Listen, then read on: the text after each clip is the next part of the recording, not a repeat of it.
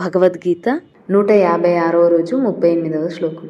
ధూమేన బ్రియతే వహ్నిః యథాదర్శో మారేణ చ యతోల్బేనావృతో గర్భః తథా తేనేధమావృతం.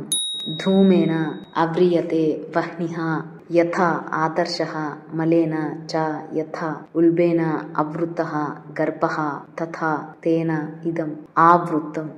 యథా ఏ విధముగా ధూమేన పొగచేత వహ్నిః అగ్ని అవ్రియతే కప్పబడుచున్నదో యథా ఏ విధముగా ఆదర్శః చ అద్దము మలేన మాలిన్యము చేత ఉల్బేన మావి చేత గర్భః శిశువు ఆవృత్తః కప్పబడుచున్నదో తథా ఆ రీతిగానే తేన దాని చేత ఇదం ఇది ఆవృత్తం కప్పబడినది.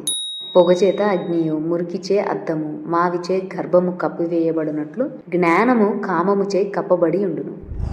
Just as fire covered by smoke, a mirror by dirt, and a womb by placenta, so knowledge is covered by lust.